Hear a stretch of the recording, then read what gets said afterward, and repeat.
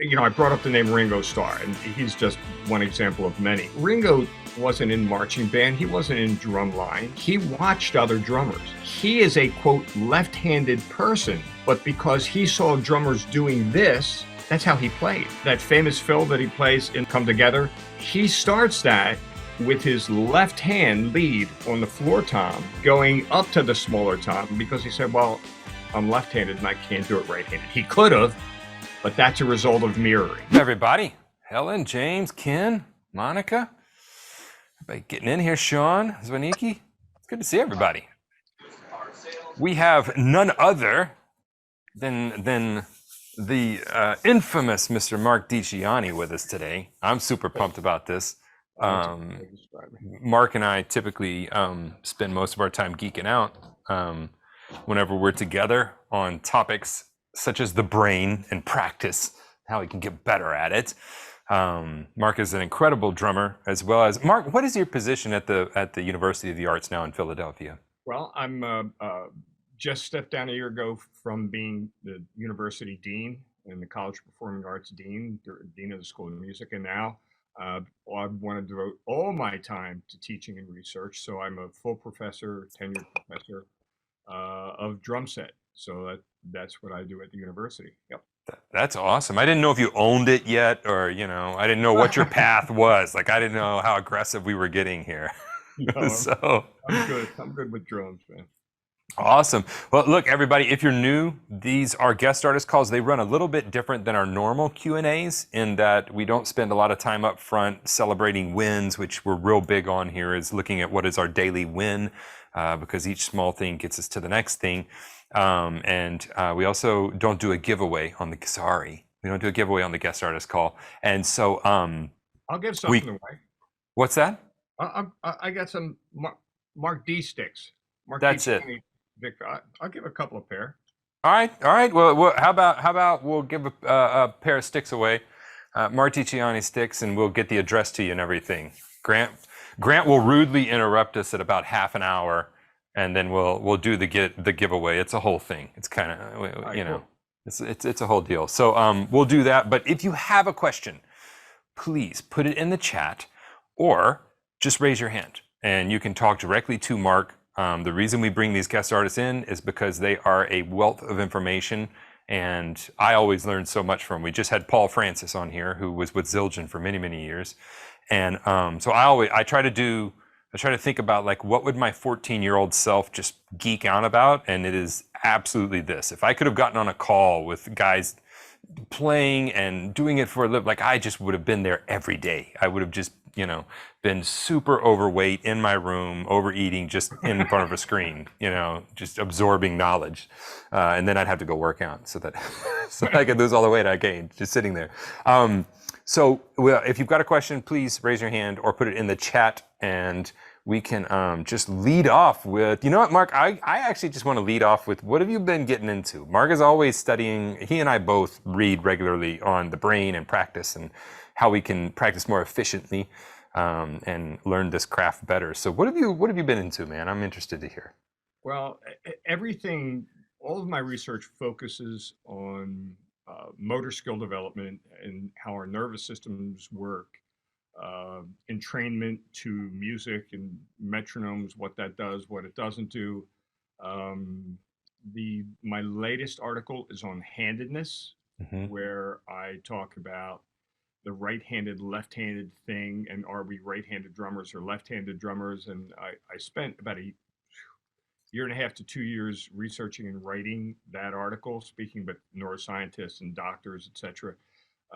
Basically, my end game with that is drums are not a right-handed or left-handed instrument. It's a bimanual instrument, and we can learn to do anything any way we want. If we want to play crossed for the hi-hat, if we want to play open-handed for the hi-hat, if we want to play any of the forms of traditional grip, probably thousands of different ways to do that.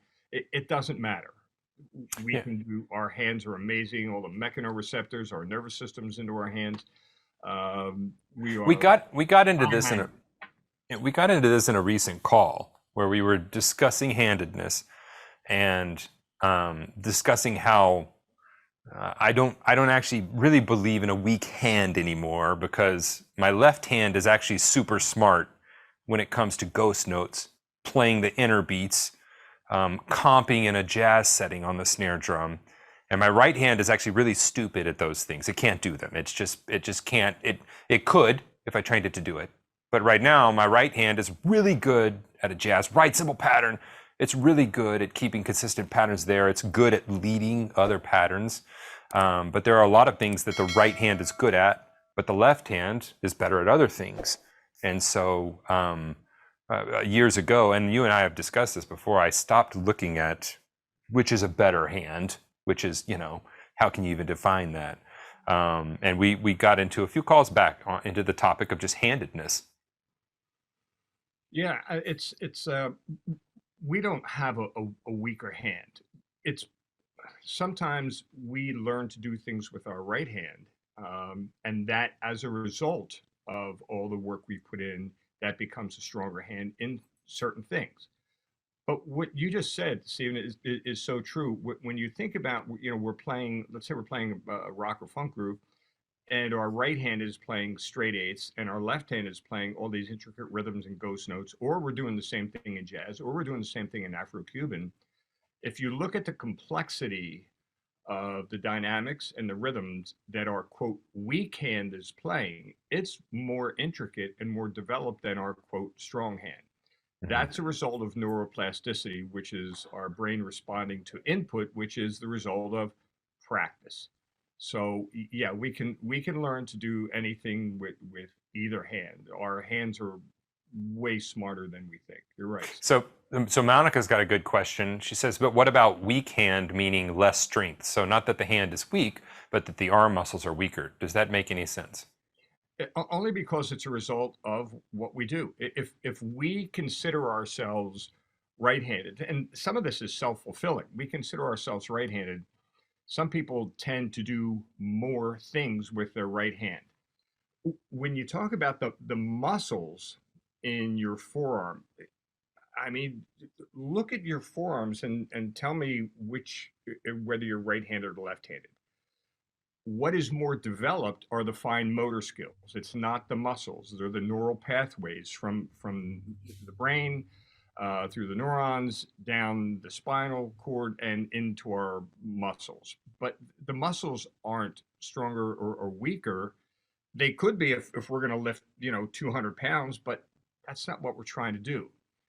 This is basically a result. Having a quote weak hand is basically a not being weak. It's a result of what we've practiced and what we've not practiced, and all of that is overcome through practice. It's so instead, and so I like this because this goes back to I'm real big on not putting large labels on something. So let's give it, for instance, I have a student come in and they say, I can't play this song.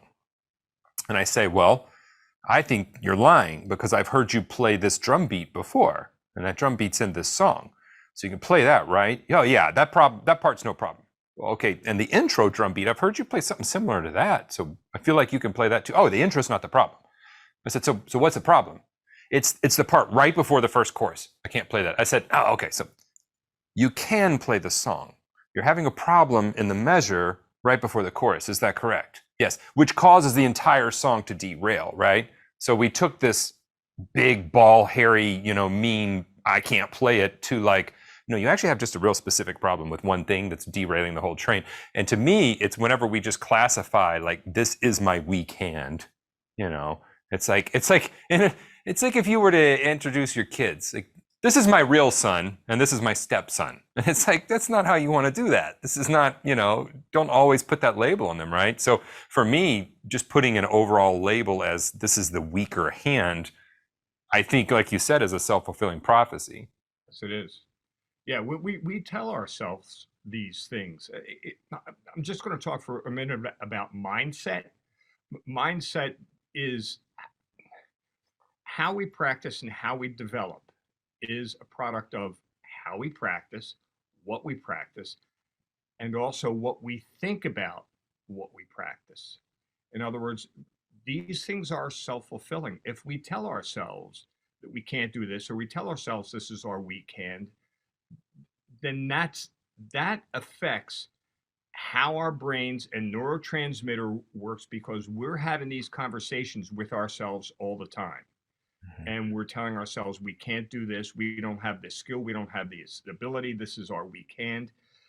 Yes, Stephen, you're right. It's a combination of what and how we practice, all the physical, all the mechanical, and what we tell ourselves about what we can do and what we can't do. This is not like self-help talk. This is not that. This is how norepinephrine and dopamine and the serotonin, these are how all the neurotransmitters and the chemicals in our brain work and our function of what we tell ourselves. Again, this is not like self-help book. This is how our brains work. What we practice, how we practice, and what we tell ourselves what we can do and can't do, and the result of how we think about what we practice. It's those two things combined every single day. I think that's 100% true. And that's the thing. For years, I like that you referred to like this isn't self-help stuff, because for years anything that was mindset oriented, and I think we're getting a little past that. Anything that was mindset oriented was like, okay, you're in the self-help realm now, you're in life coaching, and it's like, no, I'm really not. I'm actually just wanting you to tell yourself you can do it, because you can actually do it. So if we tell ourselves all day we can't do it, it's defeating the purpose. I just want to refer quickly to an article that I wrote on grip, the whole traditional grip thing. That I did a lot of research on, and it's going to be published in Percussive Arts Society. They told me the June edition, so I don't know when that comes out, but it'll be published there. And if anybody wants a copy of the article, I'm happy to email it to you. Just send me your email address, and I'll be happy to send it to you. But what the article ends with is maybe 5 or 6 drummers who are handicapped. I'm going to mention one to you, Ray Levier. I don't know if you're familiar with Ray, an amazing drummer. I would say jazz drummer, but I just where's he out of? New York. New York. I just watched a video of him on Instagram the other day. He posts all the time. He was in an accident when he was a child. His house or apartment that he lived in caught fire. He almost has no fingers in his hands. He has to tape and rubber band the sticks to his arms to play. Now, I probably shouldn't have told you that about him. I probably should have said, just go watch his videos. Just watch him play. Watch what he's capable of doing. If you close your eyes, you can't tell. You know what? I watch him. I've known him for years. I watch him play, and it is the most amazing thing. And all of that does is just reinforce all of these things that we're talking about with what we tell ourselves we can do and can't do, and what our brains and nervous systems and hands and mechanoreceptors, what they're actually capable of doing. We sell ourselves so short with this stuff. It's just shocking. I knew a drummer in New Orleans. Everybody knew him, and I forget his name now. I've spoken to him many times. Same thing. There was a fire in his home. He was in the garage, and there was a fire, and he was burned over 90% of his body, 3rd-degree burns. His fingers were burned off, hands were burned off. When he played, he put them in place with a wristband, and his feel was impeccable. I mean, it was insane how good what he played felt. And he had chops for days, and he had no hands to speak of. He also was one of the most positive guys that you would ever hope to come across. Dan Caro, thank you, Grant.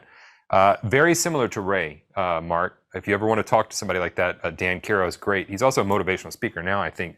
And he had the hottest girl in the room. Like, he walked in with this gorgeous, I'm like, I need to talk to this guy. Like, he has it all going on. He was so happy. He was such an incredible talent. People loved him. And it wasn't holding him up a bit. And that's all I think, like you said, it's just the stories we tell ourselves. You know what? You're right. This article that I wrote, it ends with not just Ray, but there's 4 or 5 other drummers. Mm-hmm. And there's actually an organization called Can Do Musos um, that is dedicated to, I don't want to use the word handicapped, but they're drummers that have either neurological, physical deficiencies. And it's an organization. They get together, they talk, and watching them play, I'm telling you, you would never know it. Yeah. And especially for us, we that don't have those kind of handicaps, to start telling ourselves that we have a weak or left hand, or we can't play this groove, or we can't play this fill, or we can't play clave with our left foot or whatever, it's all self-limiting. That's all it is. Yeah. Yeah. Pat's got a question. And if you have a question, please put it in the chat. You can also private message Grant if you're like really don't want to talk to people, don't want anybody to see you, or just raise your hand and you can just talk to Marc. All right, Pat, we got Pat out of North Mississippi. Yeah. Well, Steve's heard me talk about this before. I have a handicap due to a stroke that I had several years ago. A little history. When I was in high school marching band, I got kicked out because I was left-handed and my drum slanted the wrong way. No, he didn't really kick me out, but he made me change. So I converted to playing right-handed. Okay. That being said, I'm playing right-handed to this day, but because of the stroke, I lost about 25 to 30% of my fine motor skills in my left hand. I can't do double strokes, single strokes without them pulsing, and and single stroke rolls fall apart after about 2 measures at any significant speed. So I just kind of run into walls all the time to get past, the maybe advanced beginner stage, because I just can't do some of the things that are required to advance to that level. Doing doubles, on my drums and stuff like that. Right hand does fine. Left hand is just sloppy as can be. So I don't know, any advice on I've been listening. I know that people that have such worse handicaps than I have, because I can do pretty well most of the time, but I just have hit a wall, and how to get better and how to either work around or negate the effects of this minor handicap that I have. Any thoughts on? Yeah, Pat, I do have some thoughts. Actually, I'm on a fellowship with Thomas Jefferson University Hospital to continue to do research in this specific area of people that have suffered strokes, or people that have been suffered debilitating injuries, etc., and how drumming can help to rewire the brain. So first thing I would say, okay, I hear what you're saying. You know what? Ringo Starr, to me, was one of the most musical drummers because he always played to music. Can Ringo Starr do what Art Blakey did? Can Ringo Starr do what Dave Weckl? Well, of course not. So all I'm saying is, Pat, be the drummer you want to be. Don't focus on, okay, my doubles aren't even. Don't play doubles. Play singles. Work on other things that you can do, focusing on the music. Now, as far as advice, what I can tell you is, when we're playing drums, oftentimes we focus on, when we're practicing on the kit, we're focusing on sounds. Let's say we're working on playing a fill between hands, feet, around the tom, whatever it is. We're thinking about sounds and location, but we're also focusing on the motor movements. What I would advise everyone, when we're trying to do 2 things at once, we don't have to learn that way. In fact, sometimes that makes it more difficult to learn that way. Focus just on the motor movements. For example, we can do 2 hands, 2 feet. Can you all hear that? Mm-hmm. Okay. Triplets. 16ths. So you got 2 hands, 2 feet. 1 hand, 2 feet, 1 hand. 2 feet, 2 hands, back and forth. Singles between the right hand and the right foot. Singles between the left hand and left foot. Now, what sounds like to me is there's some wiring in your brain that the corpus callosum can help to re-navigate. So focus on right hand, it's called brain laterality. Focus on doing things with the right hand and coordinate it with something on your left side.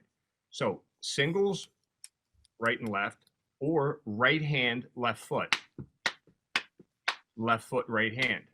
Or no, what did I say? Right hand, left foot, left hand, right foot, then singles back and forth. It helps to rewire some of those synaptic connections. So and you don't have to do that at the drums. I am so against so much tradition that we've been stuck in the 50s for how to play and learn drums. And medicine and science has taught us so many other things, but we still oftentimes teach and learn the way our teachers learned and the way their teachers learned. And we've progressed. This is 2022. We don't need to do things the way they did them in the 50s. It's not helpful. So we don't have to practice for more than 90 minutes a day. I'm sorry, we don't. We don't have to practice any one thing for more than 30 minutes. If you find 3 minutes, and this could be, I tell my students this, if you find 3 minutes between classes, go sit down somewhere and just work on a motor skill development. Or close your eyes and imagine yourself playing that groove in real time. It's not as good as physically doing it, but the motor skill development, you don't need 3 hours in a row to practice. You can find 5 minutes here, 10 minutes there, 12 minutes late at night, and you don't even have to be at the drum set. I'm sure every one of us has driven a car, hopefully still with 2 hands on the wheel, and moved our hands and fingers and trained to the music that we're hearing and moving our feet as well. It could be in a car. I do it when I'm sitting on the beach. I got a beach house, thankfully. I do it. I'm sitting on the beach. That's where I practice. Just motor skill development. Right hand, left hand, cross lateralization with the brain. They're the things I would recommend for you, Pat. Thank you very much. That's very encouraging. Appreciate it. I got a question for you, Mark. Yeah. With something like this, does mirrored learning work? So, for instance, attaching your left hand to your right hand and having them do the same motions and assessing them as you're going, which is a similar way to how we learn whenever we are little babies. We mirror what other people are doing. Does that have any usefulness in this? I'm honestly curious. No, it's funny because oftentimes when I'm sitting across from a student and maybe we're on pads, we're not on the kit, we're on pads, and I'm showing him or her something and they start mirroring because I said, no, start with your left hand. Oh yeah, you start with your right hand. Yeah, but this side of my body, because you're sitting opposite me, is that side of your body. Mm-hmm. We are visual learners primarily. So mirroring, in fact, there's a whole notion about how dancers learn and how we learned by watching other people play. I mean, I brought up the name Ringo Starr, and he's just one example of many. Ringo wasn't in marching band. He wasn't in drumline. He didn't sit with a pad with the NARD play. He watched other drummers. He is a, quote, left-handed person, but because he saw drummers doing this, that's how he played. That famous fill that he plays in the or a group, part of the group he plays with, Come Together, come together, right? He starts that with his left hand lead on the floor tom, going up to the smaller tom, because he said, well, I'm left-handed and I can't do it right-handed. He could have, but that's a result of mirroring. So much of what we do, when you ask somebody, why do you play this way? Well, that's the way I see drummers play. Okay, mm-hmm. But it's not the wrong way to play. It's one way to play. Mirroring, because we're visual learners, we learn lots of different ways, but we imitate, we copy.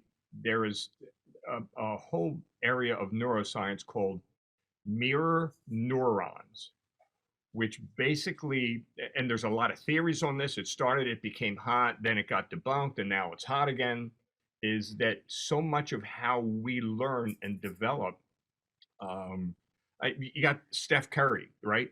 Shooting. How many kids watch that? They don't go to a basketball coach. They see what he does and how he does it, and they're trying to imitate it. Mirror neurons, whether or not there are specific mirror neurons or a function of neurons that are mirroring, we learn by mirroring, and it's an important component of how we learn. We watch videos. Yeah, two things. I used to when I would have really young students, because I noticed they did the same thing. So I would actually tell them right, and then I would start on my left, and they would never notice it. They'd never be like, "Wait, you started on your left," and I'm like, I would automatically start so it wouldn't confuse them when they were looking at me. And then second, Pat, Grant and I were talking about this the other day, and then I went and had a all-day session with Aaron Sterling on Friday, which was mind-blowing. Guy's just such a talent. And so passionate. Aaron Sterling has a whole thing that he does, and Aaron knows what he's good at and stays within that realm and pushes himself when he needs to, but he knows what he does well. The same way, there was a video recently where they had Dennis Chambers played a Tool, and the first thing you hear Dennis Chambers say is, I would tell him to call another drummer, because he doesn't, that's not his music. Like, he doesn't play, he can get through any song, but that's not what he plays. So it's a known thing among professional drummers. We do a certain thing and we do it well, and maybe we can do other things, but we choose to stay in this lane. And there are some people like Vinny, who's a freak, and we all, hate him because he's so amazing. I'm kidding, he's amazing. Vinny is one of the only guys that I've seen just flip around a different, play a Megadeth album, and he goes and plays a fusion gig. Like, I don't understand how he does it. But even your favorite heroes, Steve Gadd, all those guys, Thomas Lang is the speed, prowess, muscle drumming type of guy. That is Thomas Lang's lane. And so, Pat, I think, just kind of speaking to you, I've struggled with this for years. Understanding what you do and do well is okay, and being comfortable with it. Ringo being comfortable with being Ringo gave us amazing music. Steve Gadd, comfortable with being Steve Gadd, gave us impeccable music, But if Steve Gadd would have always wanted to be like Thomas Lang or Vinny, we would have missed out on everything. Steve, what's the name? I can't think of it right now. I met him a couple of years ago, a Def Leppard drummer lost his left arm. Oh, what is his name? Grant is Rick Allen, is that right? Rick Allen, yeah, that's it. Okay. There you go, Pat. He lost an arm in an accident. And what was cool about that band? They didn't want another drummer. Yeah. It's like, no. We'll figure it out. You're going to play with the right hand. You're going to play with some modified set where your left foot can play on a snare. And okay. Yeah. I totally agree. Yeah. Okay, so I'm sorry, Grant. You're the monitor, so. I see Bob has his hand up, but there are other questions. Yeah, let's get to, let's see here. Did we have another question come in here on the chat before? No, we're okay, good cool. for Bob. Bob, what's up, man? I gotta change hats, so keep my endorsers happy. Ooh, I love this. It's like musical chairs endorsements. So, yeah. Car, man. We'll take a screenshot of every one of them so that everybody knows they were represented, Cool. Oh, was that a commercial break? Absolutely. I want to get a little off topic. The shoulder. I have a permanently separated right shoulder. My arms are barely attached to my body. But how does that affect my hand movements? How should it affect my hand? Because so far I haven't run into any real problems. For me, and I have a torn ACL that I never got operated on, and this is about as high as I can lift my shoulder. That hasn't stopped me from doing what I need to do because most of my motions are down here. Now, if I had a set like Jonathan Moffat, I don't know if you've seen him. He Yeah. played with Michael Jackson for a while. He's got cymbals behind him. Okay, that'd be a no for me, and I'm guessing for you as well. Yeah. It's easier for us to modify where we put our equipment. If you're playing and you're telling me you're not having any physical problems, any tingling in your fingers, any Nothing, no. numbness in your hands, and you can get to your equipment, then I think you're good. I mean, the nerves that come into our fingers come obviously, from the spine down through the shoulder, down through the arms. But if they're not impinged in any way, then you still would have, and I'm just assuming, I don't know, and I'm not a medical professional, but if you're telling me you don't have any weakness in your hands or fingers or in your wrists or forearms, then it may just be a function of where you set equipment, where it's within reach. And that's the beautiful thing about equipment today. I mean, you can put anything anywhere. Yep. So, and this is my teaching, and my clinic kit is 2 or 3 times this size, and so is my road kit. But play a 4-piece kit. I don't need to have everything around. So just modify what you need to have around you based on pain or access. But if you're not having any problems, then man, I keep going full speed ahead. The only issue really is that my right arm hangs an inch lower than my left arm. So when I play, I have to keep my right elbow back behind my left elbow. It's a slight adjustment I've had to make in order to keep the sticks hitting the center of the snare. And again, maybe there's a modification that you can make. I mean, if my snare is here and I'm facing a little off this way, I have to move my forearm further than my left. My left forearm is moved back. My right forearm is moved forward. So it could be that you even are able to modify how you sit and where you place certain things to accommodate that. Interesting. So it might just be, experimenting and trying some different things with your setup. Okay. Thank you. I actually didn't know that about you, Bob. Bob is a wealth of information that I'm still discovering about him. So did that happen?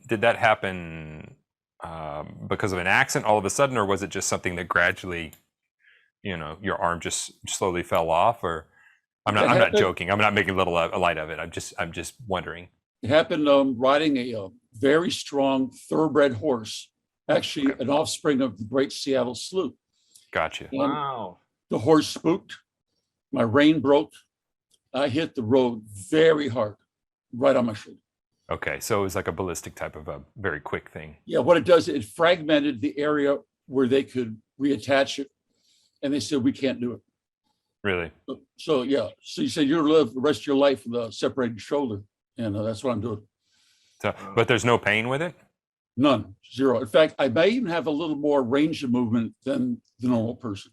Yeah, it's because you're like Mr. Stretch Armstrong. You're like, yeah. That's I am constantly, I know we're staying on this, but I'm constantly amazed at the human brain and the human body and what we can do despite just completely being blown to bits. And it's like, we'd probably still function. We're probably all right, You know what, Stephen, and that again, and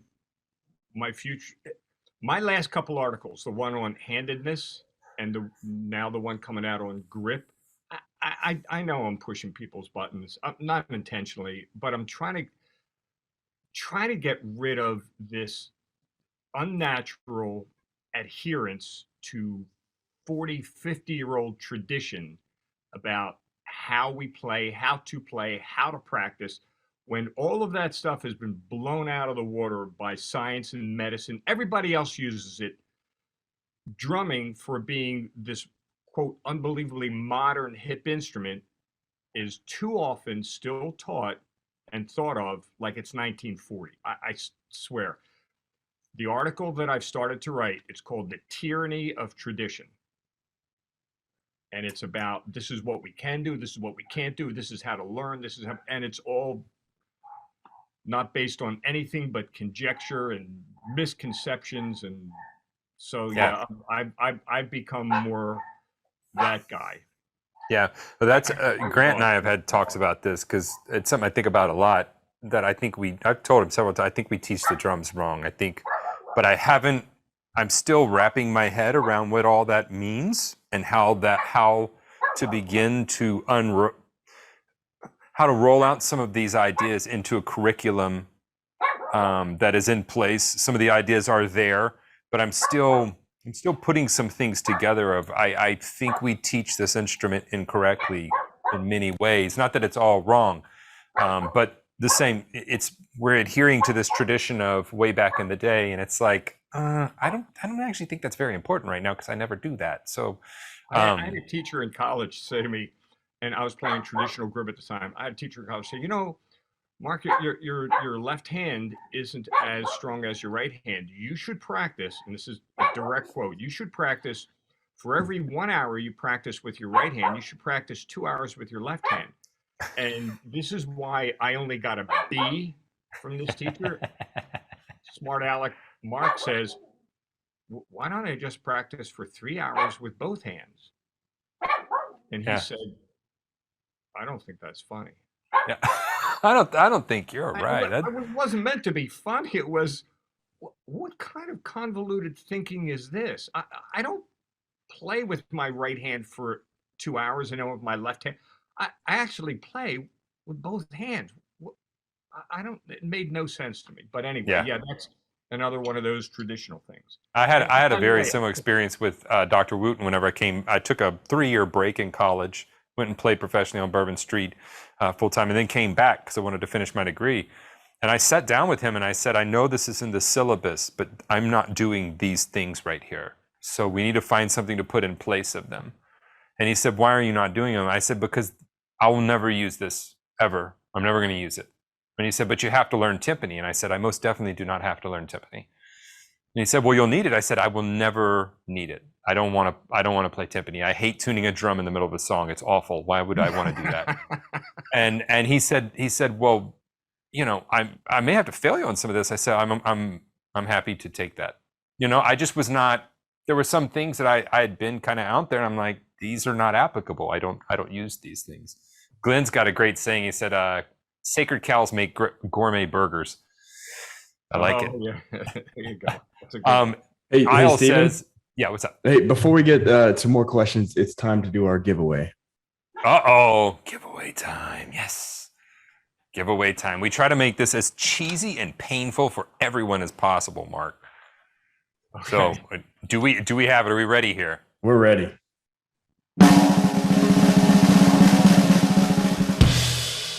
James. What? That voice gets me every time. James, that's awesome. Yeah, you want a pair of sticks, man? Excellent. Marc Dicciani sticks. Excellent. Thank you very much, Mark, and thank you for doing this call. You bet. And James, just make sure we have your correct address. I think we do, but just follow up with Grant, and so we can double check it. I put my Vic Firth hat on. You guys know Luke Combs down there? Oh, absolutely. Yeah, look, beer never broke my heart, man. That's great. That was the tour. His drummer Jake Summers is a student of mine. Yeah, he's a fantastic guy.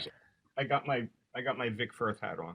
So and now we got to change to Vic Firth. See, I love this. This is a great way to get all of your endorsers into a call. It's just like I love it, man. Okay, so let's see here. We do have a question from Isle, I believe. And then he says, if I start playing drums after the age of 40, is there any gap or ceiling which I won't be able to close or pass through? Just real quick, no. All right, you go, Mark. No. Yeah. I mean, yeah, no. Yes, the answer is no. Yes. So speak to that, though, just from some of your studying that you've done. Speak to, because we do have, I would like we have probably over 65% of our student base is over the age of 45. And so Okay, we actually have a lot of discussion about this, because they're, again, teaching from years ago, you can't teach an old dog new tricks, et cetera, and so forth. There's a lot of that hangs over. Yeah, see, Glenn saying 61, 73, like they're putting in their ages now. So 63. So speak to this. It's all misconceptions. You can learn until the day you die. You can learn forever. Now, I'll say this. When I was 21 years old, I could do, like, my technique was just absolutely ridiculous. I could do things that I can't do now. Is that because I've gotten older? No, it's because I've changed the focus of what I feel is important. Mm-hmm. And I get this, especially students coming into the university and they're young and they can do some pretty amazing, they can do things I can't do. Of course, most of those things are maybe things that they don't need to be doing and will never need to be doing. But you change your focus as you go. So the important things that we all need to focus on, and Stephen, I watch your videos, I hear you talk about this, I see your posts, I see your top 5, top 1, groove and feel. That's it. Play musically. Here's the thing. I have one of the ensembles that I have at the university is a salsa ensemble, and we do traditional Afro-Cuban music. We do contemporary Afro-Cuban music, and I had that teacher say to me one time, "Well, how do you get the drummers to do that? I mean, it's not really in their blood." I said, there's no drum. We don't have a drumming gene. There's no drum gene. Oh yeah, let's take a sample of your blood and see if you got that left foot clave thing. No. It is a result of immersion. And this is, if you remember maybe 2 words from today, I will tell you these 2 words: immersion and contextualization. Immersion is, okay, I have been studying, I grew up, speaking some Italian. So I can say, let's say, mi chiamo Marco Giuseppe Dicciani. I said, my name is Marc Joseph Dicciani. Okay. I can pronounce that correctly to my Italian friends who say, Dove Italia? No, I'm not from Italy. Okay, well, you sound believable because it's in my ears. So I can also say, mi chiamo a Marco Dicciani. Right away, you know that I'm not from Italy and I don't speak Italian. You can hear somebody sitting down at the drums, and I hear this with young drummers all the time. And you can tell this, Stephen, you can tell who they listen to and who and what they don't listen to. It's in the ears. That's what immersion is. You don't learn language out of a book, or you'll mispronounce everything in every language. You learn it by immersion, by listening constantly. There's 3 ways we learn to play drums: listening and hearing, understanding and knowing, and physically moving. They're the 3 ways. It can't just be 2, or it definitely can't just be 1. It's got to be all 3. So feel and style are developed by listening to music. So if you want to play 50s rock and that's the cover band you're in, listen to that. If you're 60 years old and you want to kind of play around a little bit with some, clave patterns and okay, practice those patterns. But if you really want to sound authentic, then you need to listen to music. What Stephen was saying was true. There's only so much that we can all do. And yeah, there's Vinny and there's Gad, and you can throw Weckl in there because I've heard him play everything from trio to big. We're not all like that. We don't all want to be like that. Russ Miller's another guy. Pick the things that you want to focus on and immerse yourself in it. And contextualization says play with music. Don't just play page 37 through 42 out of a book and put it away. Put the recording on, put a play along recording. If you want to do Latin, put a Tito Puente record on, you put an Art Blakey record on, put a Tony Williams, put a whatever on, and play to the music. That immersion of hearing the nuances is what is going to make your style and your feel accurate. It's not just playing eighth notes. It's not just playing metronomically perfect, which we can't do anyway.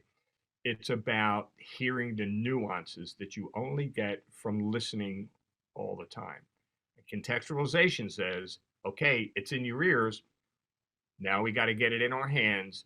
So let's put the music on and play to it. You want to learn to play shuffles, put music on and play.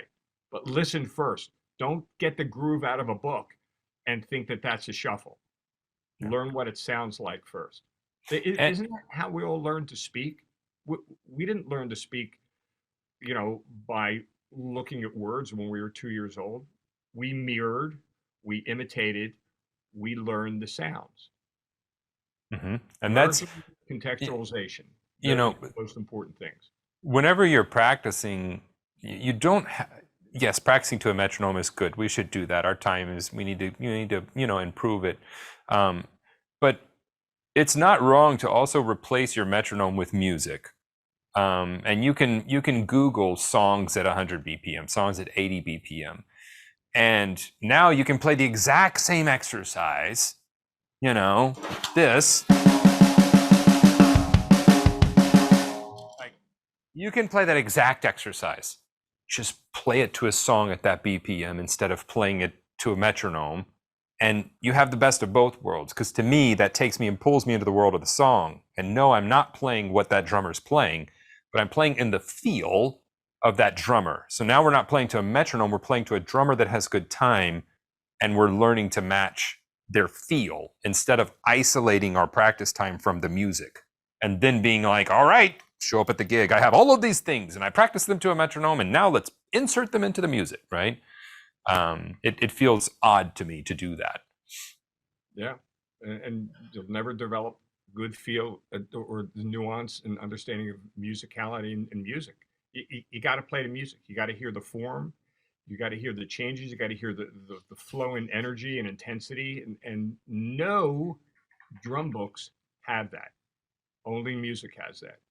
If that's our end goal, it doesn't need to be our end goal. I have some adult students who they don't play in bands. They don't play gigs. They just want to play on their electric kit or whatever, and they want to play and have fun. Okay. They don't need great feel. They want to try different things. But if your end goal is to play professionally, I mean, listen, I'm just going to drop a name. I played with Frank Sinatra. He never said to me, can you play faster? Or can you play that with just one foot? Or it's never about that stuff. If your end goal is to play music with musicians, then that's the context that you should practice in. If your goal is not to do that, figure out what your end goal is, and that's your context for practicing. If you want to play music and you got a stack of 30 drum books you're working on, these drum books don't equate to playing music. They just equate to playing stuff. And there are a lot of drummers that can do a lot of stuff. You see them on YouTube all the time. I don't know if they ever get a gig. Yeah. I got a question for you, because we talk about this a lot in the forums and via email, and I push people to play with other musicians as quickly as possible, even if they just started playing music. So part of the camps that we're doing, we have several students that are a little leery because they've never played in front of another person. We have several that have never played with other musicians, and I'm going to make them play with other musicians when they get here. Not in an embarrassing way. It's fun. Like, it's freaking fun. Why would we not do this? And so can you speak to that, the importance of putting yourself in a room with another person that is also playing something that makes sounds, and together we're going to play things that make a thing called music? and how important that is to our develop as musicians. Yeah, you know what? I talk to my students sometimes and say, okay, show me your practice log. Oh, you practiced 3 hours yesterday, 4 hours the day before. Okay, tell me the music you played to, or did you jam with other students? No. Okay.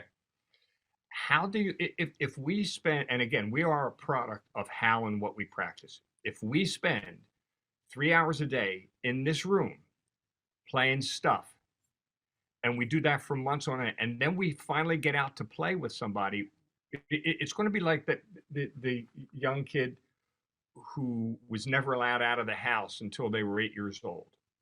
And then all of a sudden somebody comes over to their house. No, this is my toy. No, no, don't touch with it. Music is social. We need to be able to play with other people. I mean, that's it again. If that's your goal, is to play music, play in a band, play in recordings, play on tour, whatever it is, you only do that playing with other people. It's a social thing. I was watching this again. Jake Summers was doing a podcast yesterday with the bass player who's also on tour with Luke, and they were talking.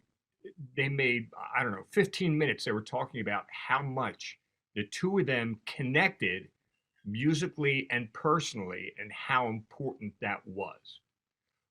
I don't play a drum part. I play drums with other musicians according to the music that we're playing. I don't play a drum part. That's not my role. My role is to have a musical conversation with everybody else. I mean, I applaud you, Stephen, to make sure you bring in a bass player or a rhythm section, whatever, and have them play with live people. Yeah, there's a great book, you may have read it, called Musicking, and it's about the event of music. And the guy makes a very informed argument, and throughout puts historical context. It's a really good book. But it's about this event we do that's called music, and he calls it musicking. It's an activity. He wants to make it a verb, something that we actively do, and that it's not just the musicians, it's also the instrument manufacturer. It's also the person that cleaned the seats before the show. It's the person that cooked the hot dogs when you go to see a stadium show.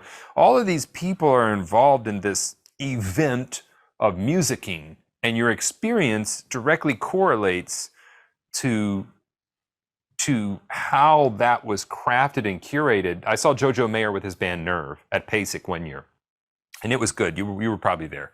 It was good. It was good. I enjoyed it. It was fine. I saw Jojo Mayer at Little Five Points in Atlanta in this dive bar with his band Nerve, which is the environment that was created for. That music came out of just CD clubs. It was amazing. It was absolutely mind-blowing to feel the energy of the crowd, to see JoJo in just this small white t-shirt, ripping off clothes mid-set, sweating on everybody, throwing sweat on the crowd. Like, that was the event for me. The music wouldn't have meant near as much if it hadn't have been that, that thing. And so I view it the same way. It's like, music is something I engage in, and the drums happen to be how I get to do that. Exactly. Yeah. Okay, so let's talk about. Hold on, there's a question. I want to make sure that I get these. Okay, yeah. Aisle. Yeah. I'm trying to read the chat. I'm left-handed and choose to mirror all the drum set parts plus playing cross-handed. Is there a problem? Nope. Except for being frustrated when leading drum circles and replace left with right. No, listen, there are. I read an article recently that you can play matched grip or you can play traditional grip. And then you have French grip, German grip, you have American grip. Okay. Stop. No. It's not just grip. It's and this isn't the fulcrum, this is the fulcrum, but where is your thumb? Where's your first finger? Where are the back fingers? How are you rotating your wrist? I'll tell you, if you look at 500 different drummers, and it's not just how they hold the sticks, it's how they make the stroke. How much of a forearm are you using? How much of it is it just wrist? What kind of music? What kind of volume? How are your shoulders involved? Are you got cymbals 6 feet in the air? If you look at 500 drummers, there's 500 different strokes. There aren't 3 okay grips. There are 14 million okay grips. You can play this way. You can play that way. You can play this way. In terms of our nervous systems and our motor development skills, this is what they can do. This is how much they're taxed by drumming. Okay? We're nowhere near our capability. Now, that said, drumming is a complex, coordinated skill by which we need to learn a right-left combination across our brain, coordinating 4 limbs in time with each other and trained to music. That's not a simple thing. It requires repetition over time. But in terms of capability, man, you can hold the sticks like this if you want. And read this article, and if you can't find it, send me an email, I'll send it to you. Talking about grip and talking about these handicapped drummers, whether it's Pat or whomever it is, there's so many ways to play. Don't let anybody ever tell you that's the wrong way to hold a stick. It's the wrong way to play. I had somebody tell me, one of my former students told me, oh yeah, this guy said, if you're going to play jazz, you got to play traditional grip. Well, really? Well, it makes no sense. There's no basis in fact for any of those things. There's nothing specific about the music that says you need to hold the sticks a certain way. There are advantages to heights and angles, but how you hold the sticks, how you play, don't worry about that. Put the sticks in your hands, move naturally, put music on, and just play. Just play. Yeah, that's what I always point to with technique, because I, as a teacher, that I have to teach technique in some form. We have to have some of that. We have to understand how to play looser with more tension, those types of things. But I always go back to, like, my way is not the only way. It's not like if you don't agree with me, you're going to hit the highway. My way is the way that I do it because that seems the most efficient to me. But that's not that, if your snare drum's tilted this way, it's probably more efficient if you're going to play with traditional grip, because that's going to line up with that better. So I'm with you there. It's like, look at how you're playing, what you're playing, what's the feel of it, and then address your body, to get in line with naturally how that feels the best, And I'll tell a student when they got their kit set up, I'm like, does that feel comfortable to you? Well, I never really thought about it. Okay, well, think about it for a second, because it seems awkward, but if it's comfortable to you, then that's totally fine. But it seems awkward for your foot to be like this. Just maybe look at it. So I'm with you, and it's been interesting over the years to develop as a teacher and look at some of the things, because like you talked about, some of the things you were taught, and go, I don't agree. I have my own opinions now. I don't agree with that. And then go back to some things that you taught 10 years ago and go, I actually don't agree with that guy either. He just happens to be me, but I've developed now. The thing about, you just said, you used the word developed. The thing about science, neuroplasticity has really exploded in the last 15, 20 years because of all the neuroimaging that we can now do. And we can, through fMRIs, we can look at what's happening in the brain and nervous system when we're doing certain things. And it wasn't available to us at this level before. So the rate at which we are learning how to do certain things and all the things we're talking about today is just exploding. So develop, yeah. When Stephen and I, when we talked about, when we first got on this call before all of y'all got let in, what have I been doing recently? It's the same stuff. It's just that articles that I wrote 5 years ago, I've already amended. Not thrown out, but this is I need to add this because here's an important fact to add to this, or I need to change this, or I need to, edit this a little bit. This is evolving all the time. We are absolutely on the right path. And your right path is don't get stuck in 1950s. Don't get stuck with somebody saying this is the way to do it. This is the right way to do it.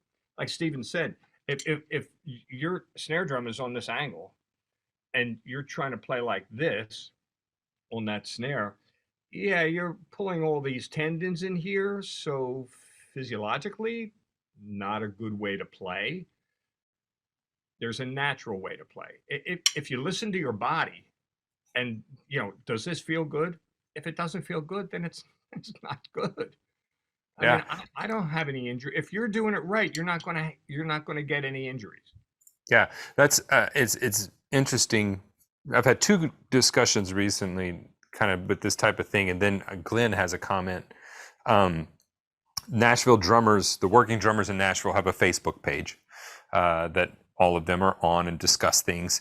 And there was one drummer that posted, I don't know who started this with the low tom being completely flat, almost even with the snare, but it's really annoying.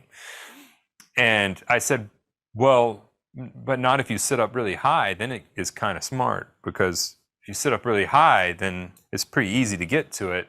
And having it on a slant would make it a problem, because now you're sitting up high and that slant is causing you an issue. So it's really all about how you play and what's comfortable for you. Bob and I had a discussion. You just talked to Bob a minute ago about his shoulder, and we were having a discussion about Sanford Moeller's book that he wrote about, the infamous Moeller method. And he was talking about a lot of this stuff is just outdated. I said, yeah, it's absolutely outdated, because, Moeller was like in the middle of a field, with guys, they're sitting there playing sling drums. This is way outdated. We don't do that anymore. So you have to look at those old books, and they're important contextually, but you have to go back and go, what was that period of time in our history? It's like when I talk to female drummers, they say, well, there's not a lot of early female drummers. And I'm like, okay, let's go back and look at why that is. Because the women's rights movement it's eerie how it coincides with the development of the drum set, because it came about right at that same time, 1950, 1920s, when the drum set really started to develop. And that's the same time that women's rights really started to move along. And you can follow the two along, and then there's just some incredible discoveries that you make about both of those things by doing that, by looking at their movement towards more rights and equality, and the development of an instrument, which I never put together until I did a video on it. And then I'm sitting there going, holy cow, this is crazy. There's just all kinds. Anyway, we won't get into that. We don't have to get into that. But anyway. I just want to mention one thing. I have a couple of female, I always have, one or two female students at the university. And one of the first things I tell them, because there is this whole sociological thing about, when students are in 6th grade, and the music teachers come in and they say, well, here's an instrument you can play. There's trombone or trumpet. They're the guys that come in showing those instruments. And then the women that come in, it's flute, piano, violin. Clarinet, So yeah. sociologically, it's like, this instrument isn't for you. There is nothing physiologically, neurologically, that says that every single woman can't play drums as good as every single man.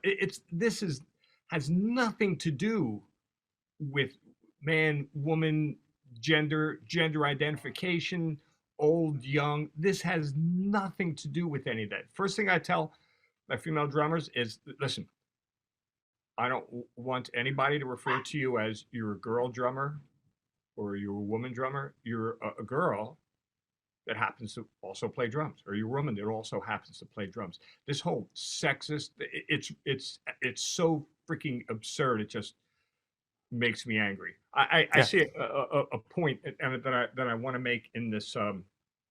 Who's that? Cody. Tough time saying, yeah. I wrote an article called Tempo Differentiation. Tempo differentiation basically says Imagine, I have my students do this. Get a board or a big sheet of paper and get 10 of them or 5 of them or whatever you want to do. And each sheet is for a different style of music. So let's say bossa nova, right? And so you have a sheet of paper, and the vertical axis is volume, and the horizontal axis is tempo. So what happens is I tell them, let me hear you play a bossa nova, and they'll play one at, whatever, 110 beats a minute. I'll say, okay, let me hear you play one at 160 beats a minute. And they either, and this is a problem, they either try to play that same thing at 160 beats a minute, or they're not able to play it because what they're playing is too complex and they can't play it at 160. Mm-hmm. So my funny little weird saying is 160 beats a minute is not faster than 100 beats a minute. It's different. Mm-hmm. If you think faster or slower, you're putting limitations on yourself. It's not about faster or slower. What Tony Williams played jazz at, 250 beats a minute is not what he played at 100 beats a minute. It's just not faster or slower. It's different. Now, that's the musical aspect of it. And you can get one of these sheets and you can identify, this is where I play funk, this is the tempo, this is the volume, and you'll see lots of sections where nothing is filled in, which means we're not comfortable at those volumes, at those tempos, in those fields. That points out the things we should work on. Mm-hmm. So this question has to do with tempo variations. Mechanically, I'm not going to get too much into the really nerdy stuff, but we have something called central pattern generators, CPGs. That's the result of our upper neuromodulators focusing and playing something at a certain tempo, okay? So what we can do at this tempo, we can do at that tempo.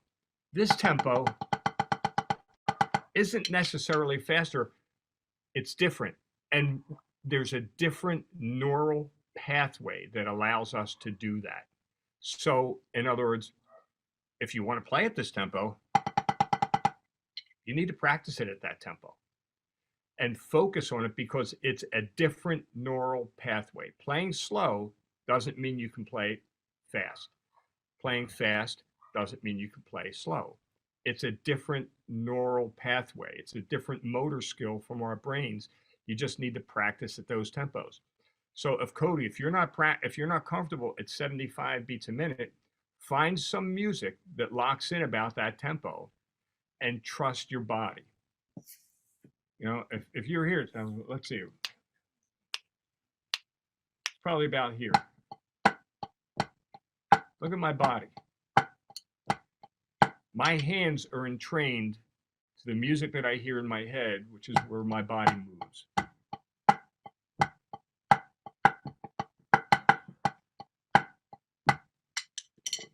You got to practice it at those slower tempos.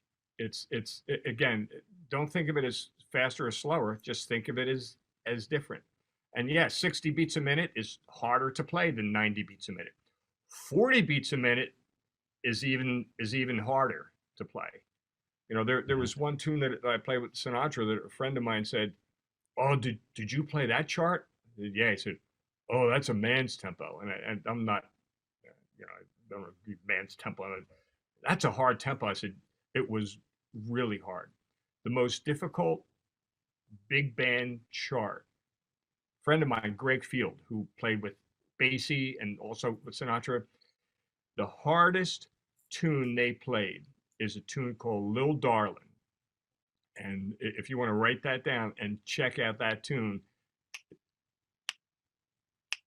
it's this tempo. It's the hardest thing he said he had to play with the Basie band.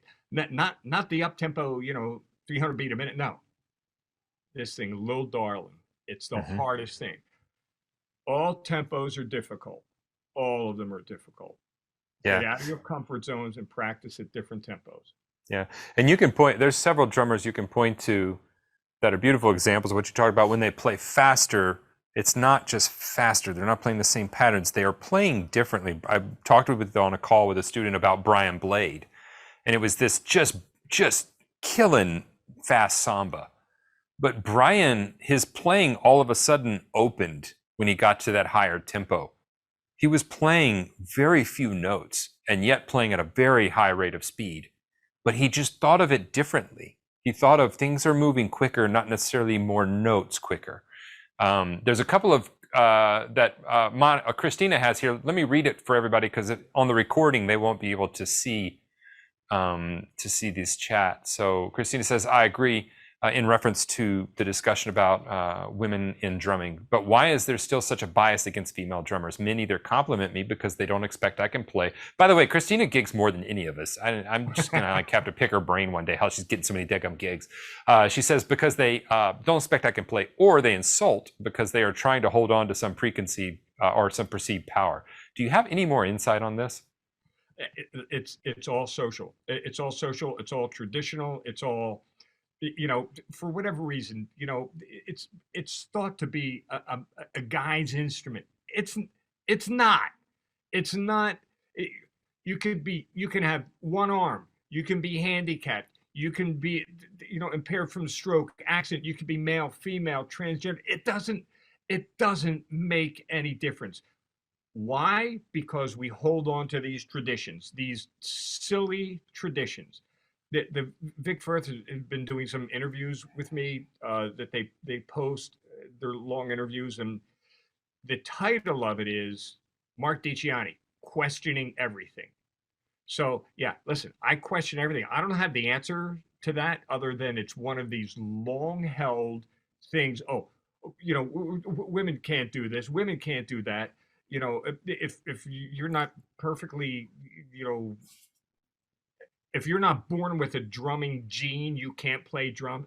It's frightening how many misconceptions, falsehoods, mistruths, lies we hold on to. And women playing drums is absolutely way and women playing jazz, women playing rocks. It's an all girl band.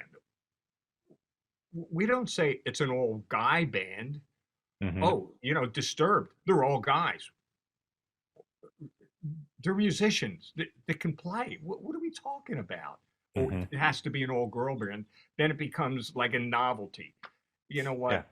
Yeah. They're the things that we should all be rebelling against. It's just nonsense. It's crazy because the world's #1 percussionist, I think everyone would agree, is a female. It's Evelyn Glennie. She's insane. She's also deaf. She's deaf, and she has so much going against her. But she's like, you know what? Even though I can't hear, I'm going to be a musician. And it's like she has superpowers now, because I think her sensitivity, given her disposition, just because of how females and males are wired differently, I think it's fantastic that she learned to hear by feeling the music echo in her body. Amazing. And she tells people, she's like, there's more than one way to hear, and you're really limiting yourself if you're not using your entire body to hear. Anyway, we have a question from Sean. Sean, what's up, man? Hi there. Really good to speak to you. Stephen's been doing a lot lately with like the 20% that affects the 80% of what we do, and I'm very much a basics guy. Like, I do a lot of and I've been basically trying to try it out, doing basic stuff at home on the pad, just between the pad and my feet, and then taking it to the kit. So maybe once a week or something like that. And the difference it's making in my playing. So I always ask, firstly, any of the guys that come on, are there any sort of basic exercises that you still do that you learned on day one that are still valuable, that you find valuable? And secondly, I mean, I've also been reading, like, there's a guy, Daniel Levitin, is it? This is Your Brain on Music. And stuff like that. I've just ordered a book, The Art of Learning, that Stephen's been talking about, because this subject you're talking about and your brain and how it affects you, it's really starting to hit home with me. Like, if I go in the morning and work on the pad and just doing like basics between my hand and feet, single strokes, it's almost like it wakes my brain up. It's something that I've gotten into my sort of my daily routine, like, you know, and it really wakes my brain up. I go out the door ready for work, like, you know. And I'm just wondering, like, if you found in your studies, you know, that there is an actual sort of physiological effect on our cognitive abilities by playing drumming, like, you know, whether it sort of refreshes you, sort of thing, like, you know. There's no question about it. And if you like, you can send me an email. I will send you a list of, I don't know, 10 or 20 research papers written specifically about the cognitive and brain changes from the structure of the brain, the gray matter. And it's not just drumming. Some specific things are different with drums than, let's say, clarinet, because it's full body coordination and entrainment to music, and, you know, live entrainment, all that. So yeah, I can send you papers, but there is your brain changes. It changes differently. The structure is different. That's what neuroplasticity is. So yes, absolutely true. In terms of things to practice, I tell students, in fact, are there things I work on every day? Yeah.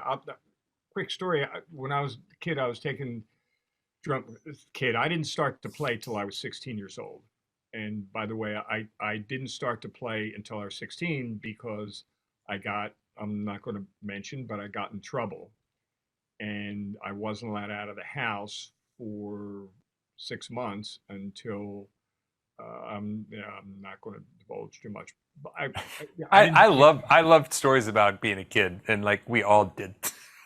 We all Yeah, did stupid crap. My dad said, you may have just ruined your life. You may not even be accepted into a university with that. So I grew up in not a very good neighborhood in Philly. So I wasn't allowed out of the house. I went to school, I came home, I played every day. That's what I did. And I remember my uncle, who's a musician, said, man, this kid's got a lot of energy. Let's get him some drum lessons. And so, you want to play drums? Yeah, okay, whatever. Hey, Mark, can I stop you real quick while you're on that? Yeah. So that thing that is totally fine not to talk about, that we usually view those as negative things, but you know, you said that you were now stuck in the house all day and you played. Could it be the most positive thing that ever happened to you? There's no question. There are 2 or 3 of those life changers in my life. I would say, I don't know, 10%, 15% of the kids that I went to grade school and high school with are either in jail or dead. Mm-hmm. So did that save me getting in trouble? Yeah, it saved me. Did drums save me? Because I found a path. Yeah, that's 16 years old. Man, according to a lot of people, that's a pretty late start. Okay, I didn't care. You know, I didn't really want to play, you know, but I wasn't allowed out, and you know, so I started playing drums. So I'm playing drums, and I remember going down for a lesson. My uncle got me lessons with this guy that also saved me. Downtown Philly, I went down, and I was really at that point, you know, really big into Buddy Rich. And Buddy Rich, when he came to Philly, his best friend guy's name was Ellis Tolan, who ran a music store. Buddy would play for a week in whatever around town, Atlantic City, whatever, and he would stay at Ellis's house. So he would come into Music City, where I took my lessons, during the day and hang out with Ellis. Ellis knew I liked Buddy. I walked in the music store for a lesson, and Ellis said, come here. Buddy's downstairs. I went downstairs, and I'm sitting on the steps, and Buddy's going from drum set to drum set, trying things out, playing things. And I was scared to death of him, you know, and I'm looking at him, he's looking at me. And he said to me one thing. He said, kid, singles and doubles. That's all there is. Singles and doubles. And it was like, just like he just said it to me, I can picture him looking at me, and kid, singles and doubles. That's all there is. So every day, practice singles. Now, singles, right, left, right hand, right foot, left hand, left foot. But what you said, Sean, is a to me, one of the most critical things for learning how to play drums. I call that the thing. The thing. So the thing is play, okay, let's do singles between right hand and right foot. I just did something that means absolutely nothing to drums or music. I call that the thing. That's step one. Step two is take it to the drum set. You can't leave it at the pad. It's got to go to the drum set and figure out either a pattern. And let's say we're going to play 16ths between our right hand and right foot. And we're going to play figures with our left hand. Okay, let's do the same thing between our left hand and left foot while we're doing something with our right hand. That's step two. Make something of it. Step three is put it in context. Put it in context means, okay, so there's a groove or there's a fill, and I'm going to play the fill, whatever, every 8 measures. So I'm going to play a groove. There, I just played a little fill with that. Step four, as I call it, super contextualization. It's what we were talking about before. Put music on, whether it's a play-along recording, and there's some amazing, accurate play-along recordings that feel great that you can get for almost nothing.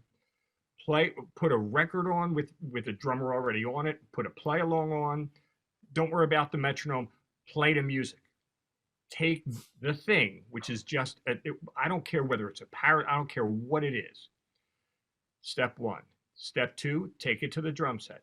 Step three is put it in context of a fill, a groove, a style, whatever, a tempo. Step four, super context, put music on and play it to music. It doesn't matter what you do. You know what? 10 years from now, I'll still be practicing. I'll be learning stuff new. That's the 4-step process of how I take stuff to the drums. Sometimes a student will say, Mark, I've been working on this thing, you know, for like 6 months, but it hasn't made it to the drums yet. I say, have you taken it to the drums? Because it doesn't walk there by itself.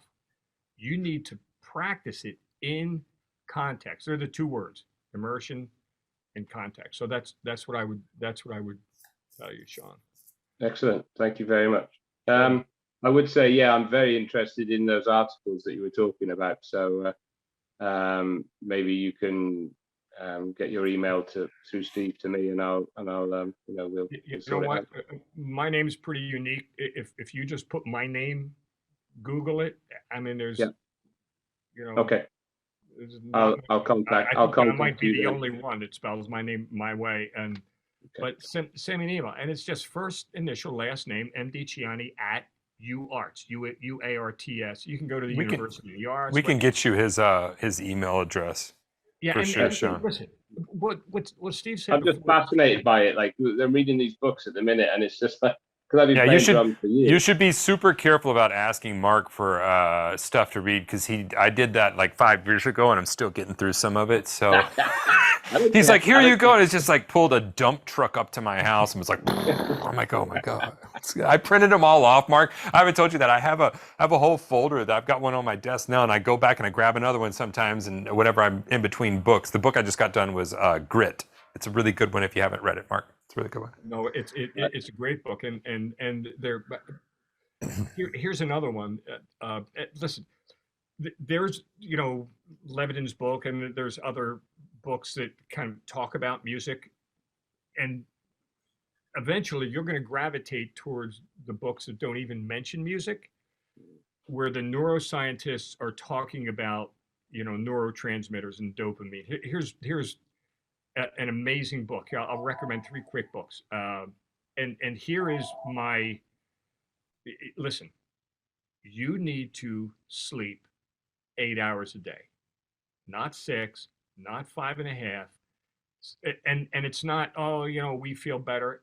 It's when, I'm going to give you this quickly. When we practice, we are developing new neural pathways, and we're taking things from short-term memory that we're working on, and we want it to move into more long-term memory so we can recall it and play it later.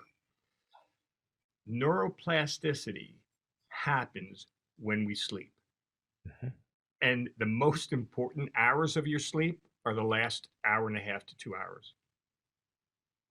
And when I sleep 6 hours, I don't feel anywhere as bright and sharp as I do when I sleep 8 hours. Yeah. 8 hours. And book, it's called Why We Sleep. It's by Dr. Matthew Walker. And it to me, and I've obviously read research a lot.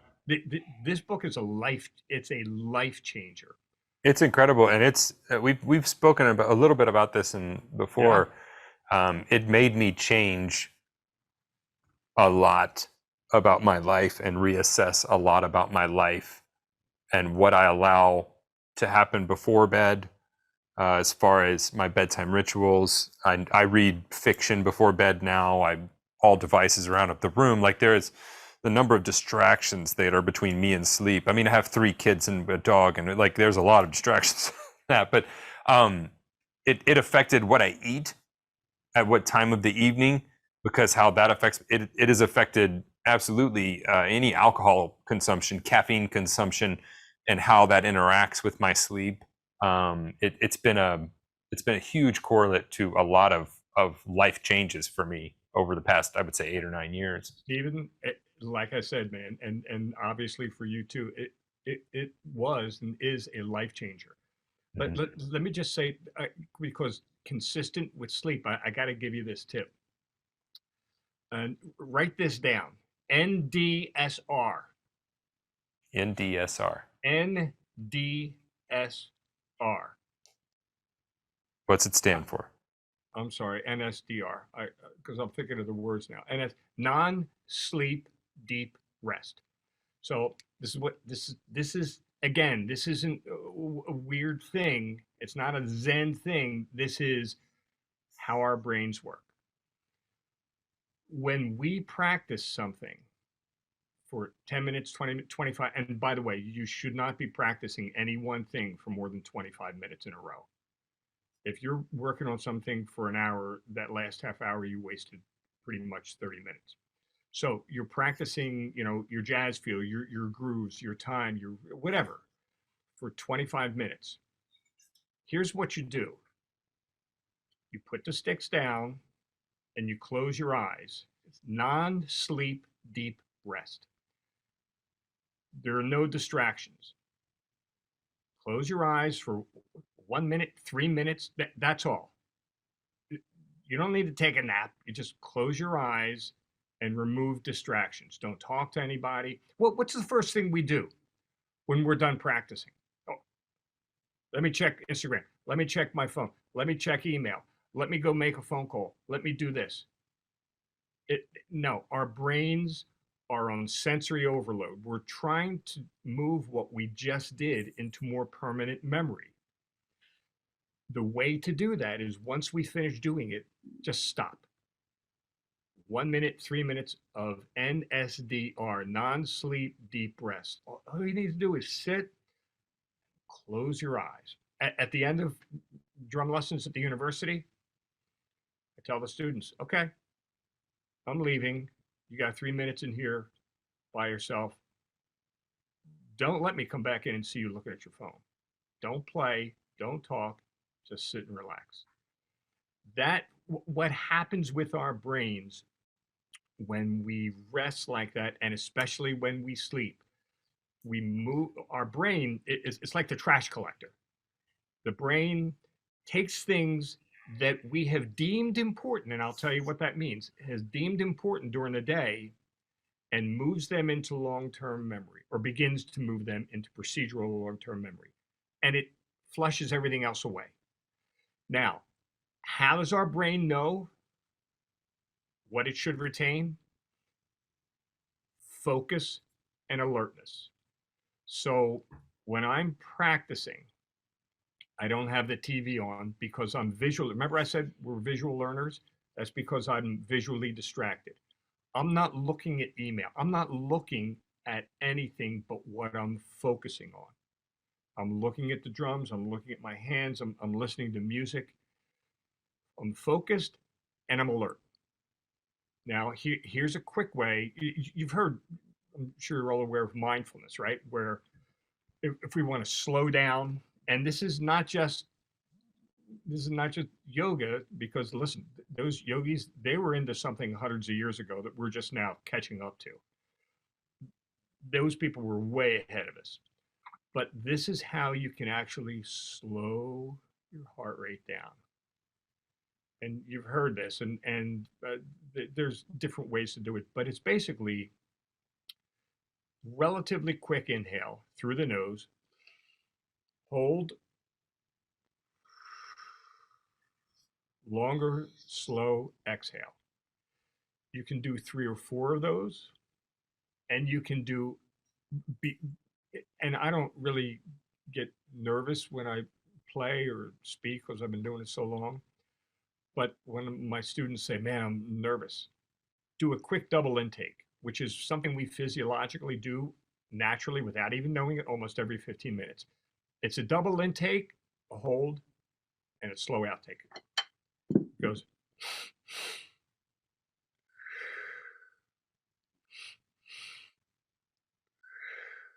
It slows us down. Now, the opposite of that will make you more alert. Now, I'm not a doctor, so I don't do too many of these because you don't want to hyperventilate. But you can do a slower intake and a faster outtake.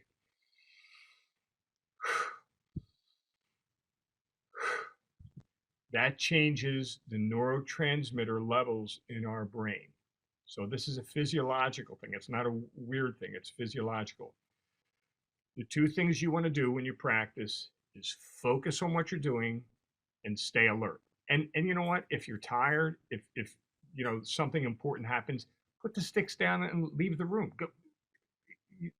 There's nothing that says you need to practice 2 hours in a row or 3 hours in a row. You could practice 20 minutes here, 30 minutes later, 10 minutes later, an hour later. It doesn't need to be this continuous, practice focus. Focus, stay alert, no distractions, and at the end of that hyper-triggered session, close your eyes for a minute or 2. That's all it is. And get 8 hours of sleep. And man, you're Stephen, that book was a life changer. Mm-hmm. I actually turned the podcast off the first time because I was like, this is going to screw up everything. I was like, I got so angry. I was like, this idiot talking truth. I can't listen. I'm like, I turned it off. I'm like, not now. I can't handle this truth. This is, because it's like one domino. It's like he took it and just like pushed a domino. And I'm like, no, don't, I'm setting all my dominoes back up. I'm going to stop messing with them. Here's another good book. The Molecule of More, which is all about dopamine, and that one neurotransmitter has become a very critical factor in motivation, why we practice, how we practice, why we continually practice. So Molecule of More, and again, this guy doesn't mention drums in the whole book, so it's me taking these neuroscientists and world-renowned researchers and taking them and saying, okay, that's what that means. Oh, this is how that works for drums. This is how we can use that. So the Molecule of More, David Epstein, Range, John Rady, he wrote 2 books. The one I really like is Spark. And all of these are about how the brain works. So these are heavier reads, but yeah, there's a ton of them. And Stephen, let me say, if I sent you a list 5 years ago, my friend, it's you need the newer list. It's time for a new list. Oh man, that's the thing. I got a family, Mark. I got a family. No, but you know what? You mentioned like audiobooks. I drive back and forth to the shore. That's it. That's 2 hours of audiobooks and pulling over to the side of the road and writing notes and talking into my phone. I have a podcast for you then. I'm going to pull it up here. You need to be on to this one if you got that much drive time. Seth Godin, who is a influential marketer, but I've followed him for years, and it is called, hold up, here it is. It's called Akimbo, Akimbo. Okay. And it's all about habits and success, and it's very engagingly put forward. Seth is a great writer and talker, and so anyway, I think you would enjoy it. I think that you would enjoy. Start from episode 1, because there's a whole purpose to him doing the whole thing, and so I started with episode 1, and it's fantastic. Always good stuff from it. Cool. All right, so let's see here. If we have any more questions, you can go ahead and put those in. We are going to kind of wrap it up here now that we're coming to an end. But if you have one last question or two, I'd be happy to throw that over to Mark. Wait a minute. Oftentimes I dream of what I was working on, even though it ends up being strange. Yeah. Listen, you know what? There have been a lot of scientists and cognitive psychologists that have talked about what do dreams mean. Generally, the short answer to that is not really that much, but what the brain is doing is just taking these pieces of things and flushing the stuff. That's why, my wife will say, well, I just told you that yesterday. I didn't remember that. Are you losing your memory? Nope. Do you want me to tell you what happened? Our brain kind of is its own little manager. But she does sometimes say, well, that's because you didn't focus on what I was saying. And I would say, you're right. Focus and alertness. They're two of the keys towards developing long-term procedural memory, which is what our ability to play something that we just learned. It's memory. It's neural pathways and it's memory. So focus and alertness are true.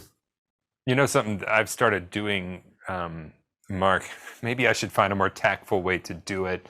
But I noticed that a lot of people that would be talking to me, all of a sudden in the middle of it, I would tune out, or they kind of just came into the room and started talking, and I was still on whatever I was thinking about before.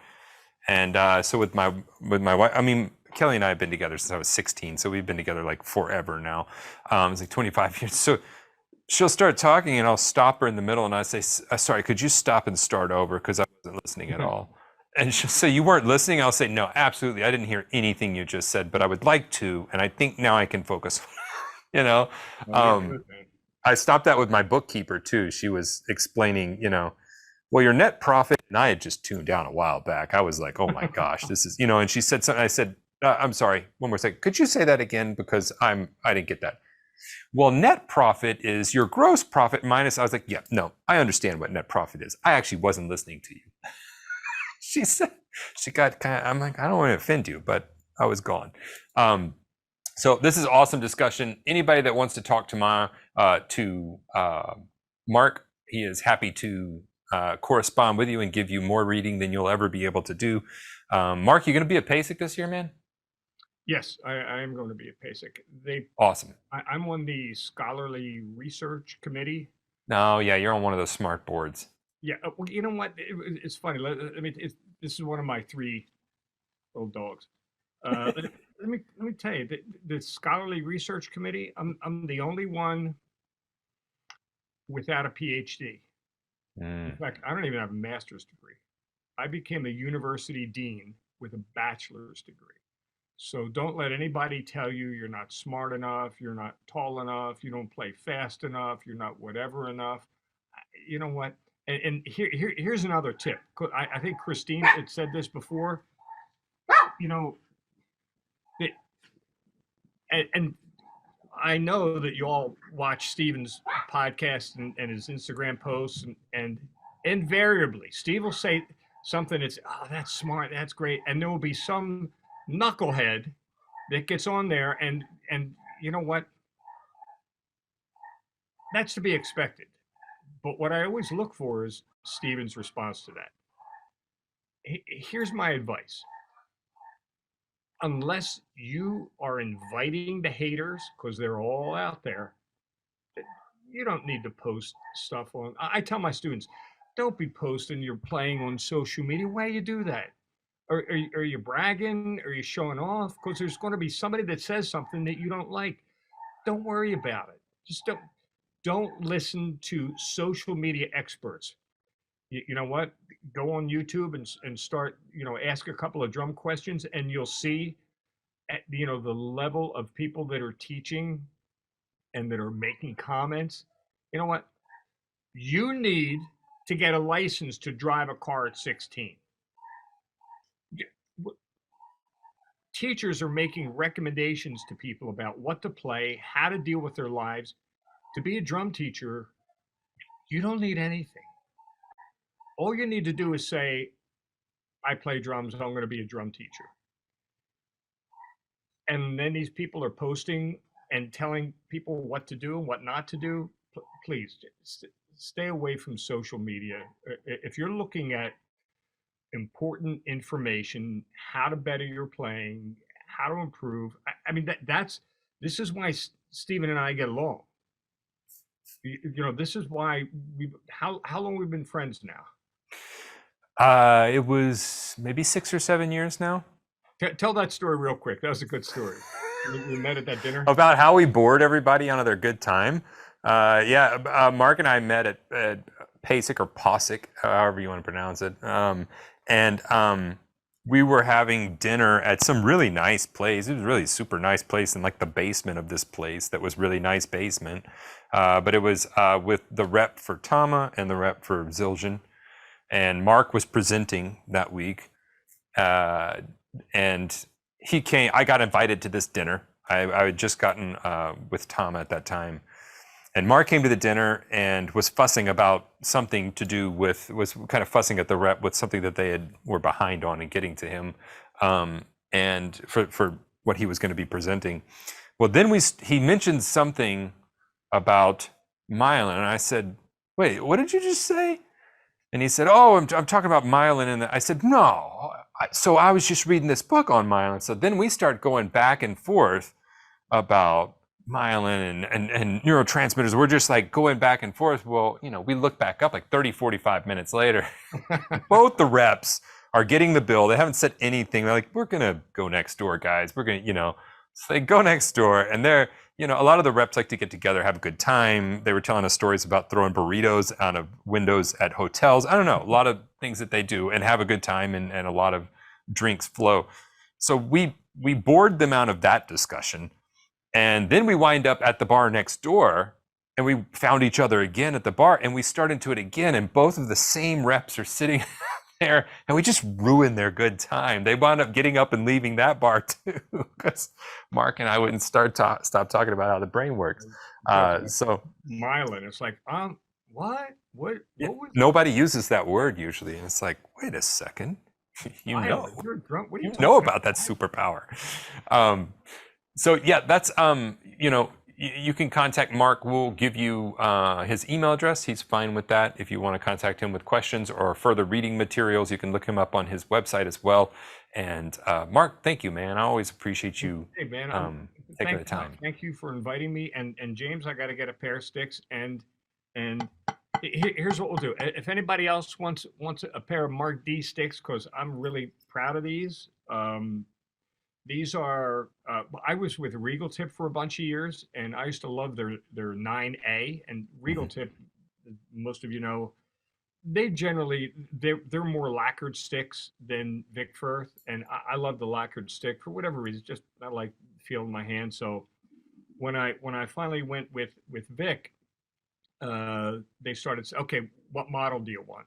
And I said, well, send me your lacquered sticks. Well, we don't make many. I said, and so I found a perfect pair of 9As, which was hard for me to find at that time. And I sent them to him. I said, that's what I want. Just make it, a 1/16 of an inch longer. And so they started sending me prototypes, and I said, okay, that's it. Finally, this 6 months back and forth. Then they said, send me your signature. I said, I don't name one. Listen, do you know how much this is costing us? Send me your name. We're putting your name on the damn stick. So if any of you want a pair of these sticks, only because I love them, and students that I give them to, like, they're hitting me up all the time. Mark D, you got any sticks, man? Can I get a pair of sticks? I don't charge anything for these sticks. So if any of you want a pair, just send me, your address. I'll send them to you. And James, because you won the, and how did James win? What did? We did the big drawing, where Oh, it was a Grant drawing. made his voice real epic, and Oh, okay. yeah, we did the big drawing. James, because you won, I'll send you 2 pair. Nice. All Oh, right, that's just give us- awesome, Mark. I don't Appreciate want to it short very you much. out, man. I'll send you 2 pair.